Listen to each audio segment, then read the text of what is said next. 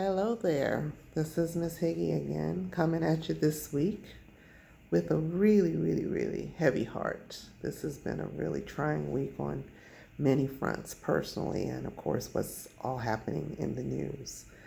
Um, Last week, I shared with you all that my perception was that policing in America is on trial. And I think in the last week we've had nothing but so much evidence of that. The three big things that are just looming are obviously the ongoing trial for the murder of George Floyd.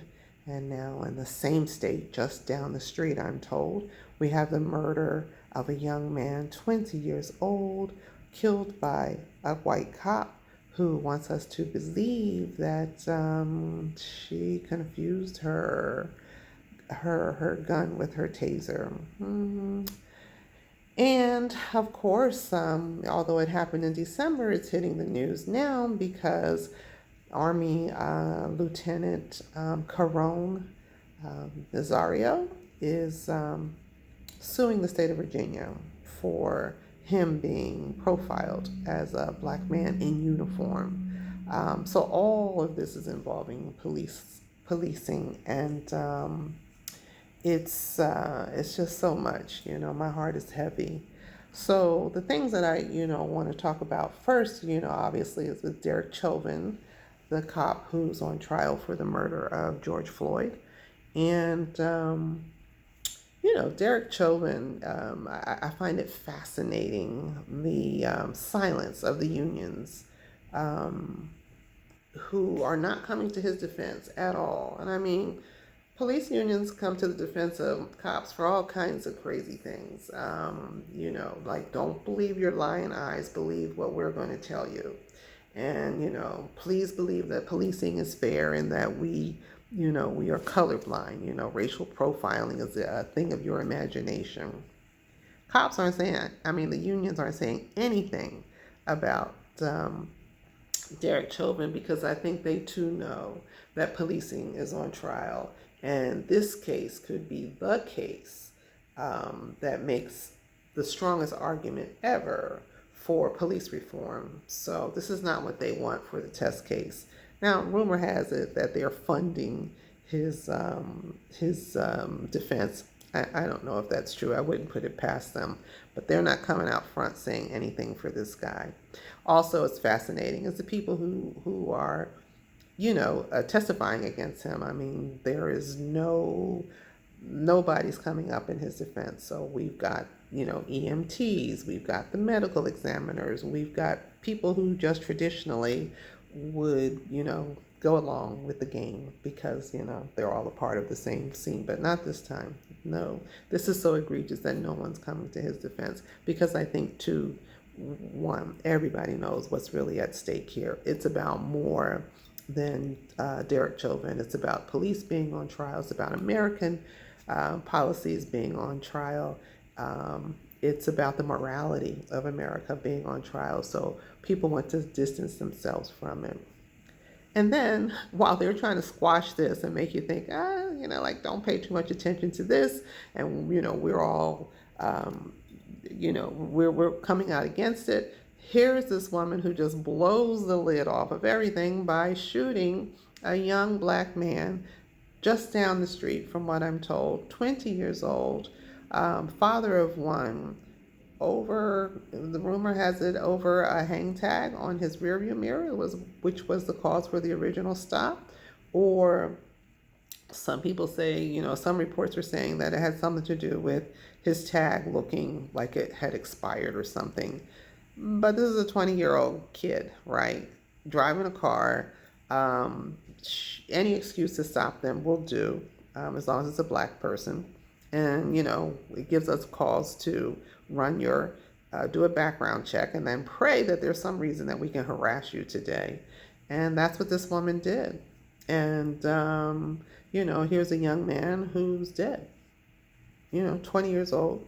And apparently he did have a misdemeanor, but nothing about this young man said he was a threat or violent or anything of the kind. And she, as from what some folks are saying, she approached the car with her gun in her hand. Now she's wanting us to believe that it wasn't, that she thought it was her taser.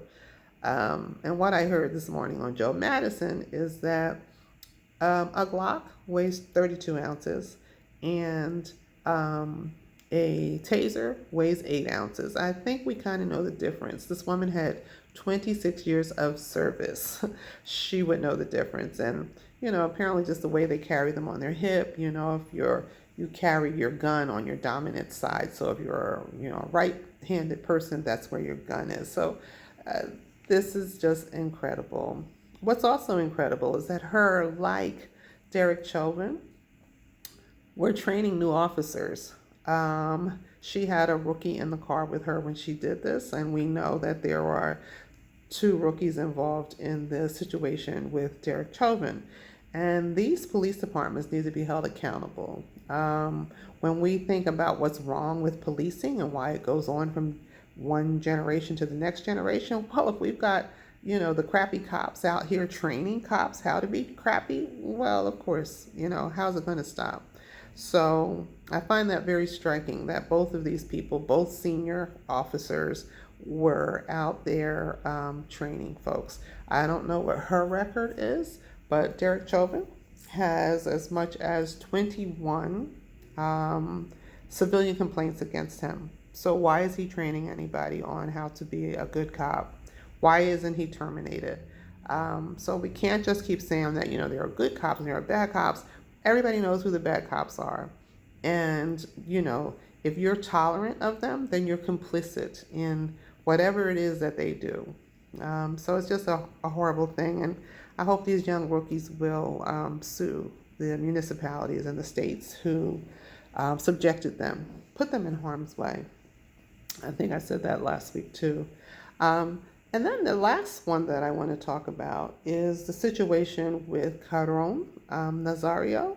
He is a black Latino, but looks black when he's driving. He just looks black. Nobody knows he's Latino. He's a black guy, right? And the cops, he saw them, they put on the lights. He kept driving and he didn't want to stop in a dark, secluded area because that's what black people are told. I think everybody should understand that, particularly if you're a woman. But for black folks, cruise on to a lighted area and hopefully there will be other people there with cameras and witnesses and the whole bit, right? So that's what he does. He's not evading the police officers. He's not speeding away. He's a slow cruise for like 1.5 miles. Well, the officer, now this guy's in uniform. He's an Army lieutenant in uniform in his brand new truck. The other thing that's interesting is that the most aggressive of the police officers who are involved in this is a Latino. And they say he's a white Latino. And I put that in air quotes because I don't know what that is, right? Because, he's Latino. Anyway, he approaches Mr. Nazario's car. He is yelling at him, telling him to get out of the car. Mr. Nazario is like, what are you stopping me for? I'm not getting out of the car. I'm afraid to get out of the car. And, the gangster cop, because they're gangsters, he says, you should be afraid. Like, really? Like a cop is threatening somebody? No, okay. And these guys have on body cams. So I just have to wonder, like, what do you do when there is no body cam? If you're this brazen with a body cam, and even if you don't have a body cam, I think most of us, if you're out in public, you should assume that somewhere there's a camera that's recording you. So their behavior, knowing that they're recording themselves or being recorded, is just outrageous. Anyway, he approaches Mr. Nazario's truck. He, has his gun in his face. He's telling him to get out the car, and Mr. Nazario has his hands out the window like, nope, I'm not getting out the car. And, obviously his hands are out the window, so I'm not doing anything. Unbeknownst to them, he too had his phone was recording the situation from inside his truck. This cop pepper sprays him in his face at close range. You can see the spray on his hand. I'm just like, how cruel can this be? This is like for a traffic stop, really? So at some point, I think he drags him out of the car. He throws him on the ground. This is a man in uniform. He kicks him, just treats him horribly, a military man. And I think Gutierrez also is a military man. This is crazy. So at some point he knew, I guess, that he had, excuse me, gone too far. So he tries to bribe him, like, if you just act like this never happened, then we won't do anything to affect your military career. Fortunately for Mr. Nazario, he said, nah, we're going to sue you. So this happened in December, and it's hitting the news now, I guess, because the lawsuit has hit the courts. Now, what's interesting is that, America will act like, this is an isolated incident, and that, military people, no matter their race, have, nothing but the utmost respect. And we know that's not true. Black men historically in this country have come back from military and not gotten the respect that they deserve, and that's well documented. But I want you all to be familiar with a man named Isaac Woodward. Isaac was released, had served his time in the military, honorably discharged. He was on a Greyhound bus going from Augusta, Georgia, to trying to get to North Carolina. There was some incident. I think he had to go to the bathroom or whatever. They waited for him. Something happened. They didn't want to, but the driver of the bus waited. But he also called ahead for the sheriff in the next town, which was Batesburg, South Carolina. So when they get to Batesburg, South Carolina, this military man in uniform is dragged off the bus by this brute sheriff officer. His name is Linwood Shaw. And he, they take him and some other guys, and they beat him up really bad. And of course, he's charged with, resisting or something. The same games, the same thing they did in 1946, they're still doing in 2021. And so they take him, they put him in jail for the night. In the middle of the night, this Shaw guy goes into his cell, continues to beat him. Some reports say that he gouged Mr. Woodward's eyes out.